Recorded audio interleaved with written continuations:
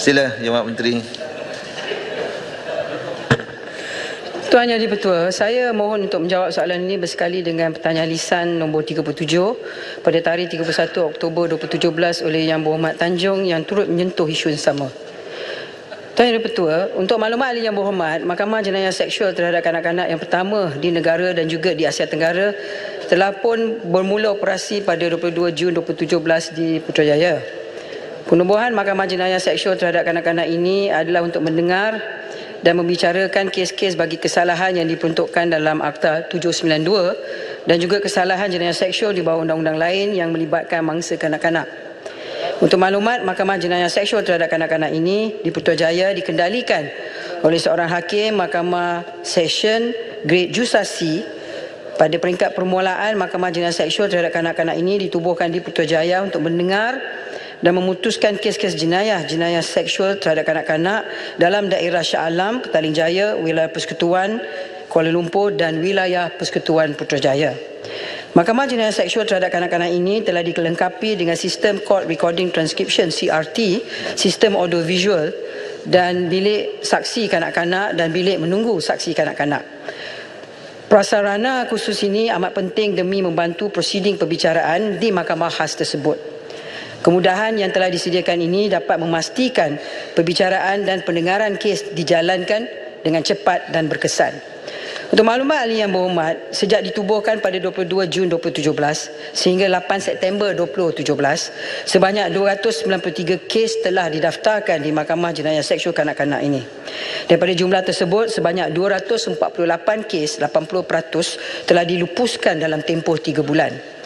Yang Berhormat Perdana Menteri menyatakan bahawa dengan adanya Mahkamah Jenayah Seksual terhadap kanak-kanak ini, pihak pendakwaan, pihak mahkamah dan pihak peguam dapat bekerjasama untuk memastikan kes kesalahan jenayah seksual terhadap kanak-kanak dijalankan tanpa apa-apa penangguhan. Hasrat Yang Berhormat Perdana Menteri ini juga adalah selari dengan perkelilingan Ketua Pendaftar Bilangan 2 tahun 2017 yang menetapkan kes jenayah di Mahkamah Rendah diselesaikan atau dilupuskan dalam tempoh 12 bulan. Suka saya memaklumkan kepada Yang Berhormat bahawa pada 27 September 2017, Jemaah Menteri telah bersetuju supaya Mahkamah Jenayah Seksual terhadap kanak-kanak ini diperluaskan secara berperingkat di seluruh negeri di Malaysia. Sebagai permulaan, ia akan dilaksanakan di negeri Sarawak, Selangor dan Johor dan pelaksanaan secara berperingkat berdasarkan dengan statistik bilangan kes yang banyak. Di samping itu, satu jawatankuasa kerja bagi menyediakan garis panduan khas untuk mengendalikan kes-kes kesalahan seksual terhadap kanak-kanak telah ditubuhkan bagi merangka Special Standard Operating Procedure SOP atau satu garis panduan khas untuk mengendalikan kes-kes jenayah seksual terhadap kanak-kanak dan telah mengadakan mesyuarat yang pertama pada 29 September 2017. Jawatankuasa kerja tersebut terbahagi kepada dua, iaitu Jawatankuasa Kerja Induk dan Jawatankuasa Kerja Kecil. Jawatankuasa kerja itu juga akan melibatkan semua pihak yang berkepentingan. Selain daripada itu, program latihan perundangan turut akan dilaksanakan oleh Jabatan Peguam Negara, Mahkamah dan Institut Latihan Kehakiman dan Perundangan secara berterusan.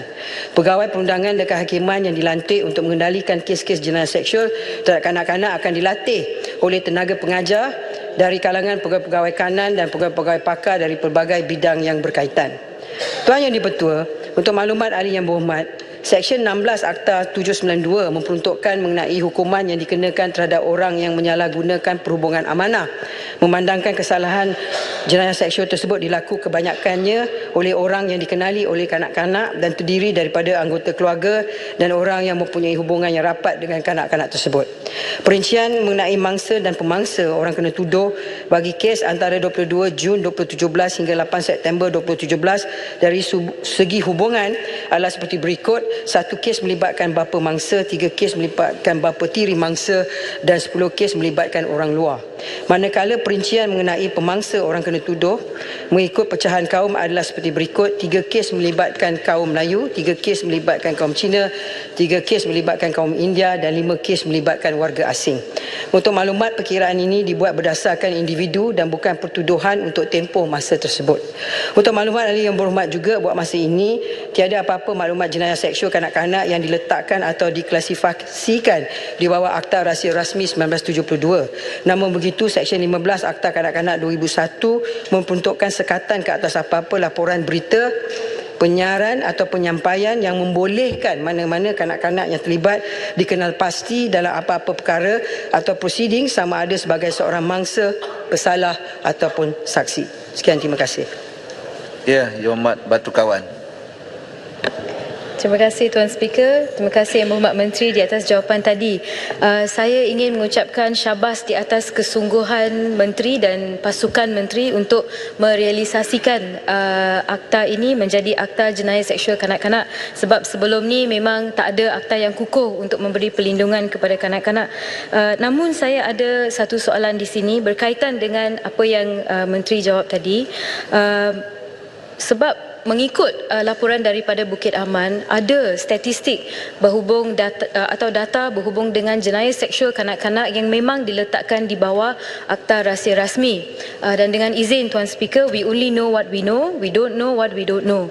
Saya bertanya soalan ini kerana saya khawatir ada butiran atau maklumat yang penting berhubung dengan perlindungan kanak-kanak. Mungkin pemangsa adalah seorang yang terkenal, mungkin pemangsa adalah seorang yang berjawatan tinggi atau memegang jawatan tinggi dalam kerajaan pun ataupun dalam pihak penguatkuasa.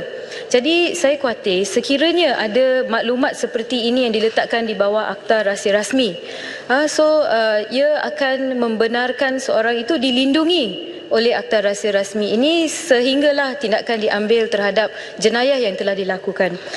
Kedua, saya juga ingin tahu tahun ini Yang Berhormat Menteri melawat Amerika Syarikat on an official working visit untuk dengan izin to combat sexual crimes. Saya ingin tahu sejauh mana inisiatif oleh kerajaan untuk engage dengan kerajaan Amerika Syarikat dalam usaha terutama sekali dalam dark web. Sebab kita lihat internet sekarang ni dengan WhatsApp, WeChat digunakan oleh kanak-kanak dan juga oleh pemangsa untuk mencari mangsa mereka. Jadi buat masa ini tiada pelaburan yang baik oleh kerajaan terhadap teknologi. Dengan izin Tuan Speaker, there is no proper investment into the technology part of detecting all these pedophiles on the dark web. Jadi saya ingin tahu apakah inisiatif oleh pihak kerajaan. Saya dah tanya tadi apakah inisiatif. Jadi dan saya ucapkan sekali lagi di atas inisiatif dan kesungguhan Menteri, dan kami semua di sini menyambut inisiatif dan menyambut semua usaha oleh kerajaan, terutama sekali untuk membendung jenayah seksual terhadap kanak-kanak. Terima kasih. Ya, sila Menteri. Terima kasih Yang Berhormat. Jawapan saya pada soalan pertama Yang Berhormat tadi berkenaan dengan Akta Rahsia Rasmi yang dinyatakan oleh laporan yang diberi kepada Polis Diraja Malaysia, saya tidak dapat menjawab sebab bukan dalam bidang kuasa saya, tapi saya akan memaklumkan kepada Kementerian Berlainan tentang soalan. Tetapi bagi pihak mahkamah, tidak ada apa-apa diklasifikasikan di bawah Akta Rahsia Rasmi yang saya sebut tadi, kecuali di bawah Seksyen 15 Akta Kanak-Kanak 2001 yang memperuntukkan sekatan ke atas apa-apa laporan, penyiaran, penyampaian yang membolehkan mana-mana kanak-kanak terlibat dikenal pasti dalam apa-apa perkara ataupun prosiding sama ada sebagai seorang mangsa, pesalah ataupun saksi. Terhadap jawapan kedua kepada soalan kedua daripada Yang Berhormat berkenaan dengan lawatan ke Amerika Syarikat dan bekerjasama dengan kerajaan Amerika Syarikat, saya akan memberi jawapan secara bertulis. Terima kasih. Ya, sila Yang Berhormat Parit Sulong. Okay, terima kasih. Terima kasih saya ucapkan kepada Datuk Seri Speaker. Soalan saya nak juga mengucapkan tahniah kepada Yang Berhormat Menteri di atas segala inisiatif yang dibuat.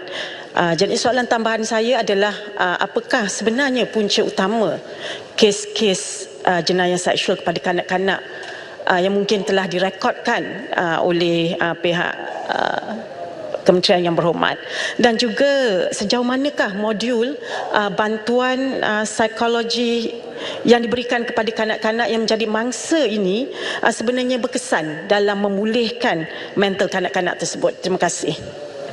Ya, sila Yang Berhormat Menteri.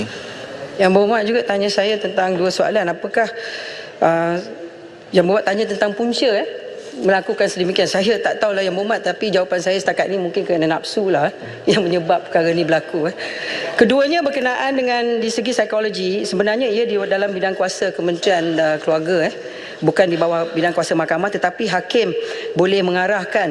Seperti yang berhormat tahu, baru-baru ni keadaan mana seorang bapa telah melakukan jenayah seksual terhadap anak beliau, yang mana mahkamah akan menjatuhkan hukuman dan juga meletakkan supaya yang dituduh itu dikenakan kaunseling di penjara. Itu setakat yang kita tahu di segi hukuman yang diberi oleh hakim. Tapi sejauh mana keberkesanan terhadap kanak-kanak tersebut di segi psikologi dan sebagainya, saya tak dapat menjawab lah. Itu di bawah kementerian yang lain. Terima kasih Yang Berhormat. Ya, saya jumpa Datuk Koh Nai Kuong. Terima kasih Datuk Seri Yang di-Pertua. Soalan Alur Gajah nombor 3. Ya, sila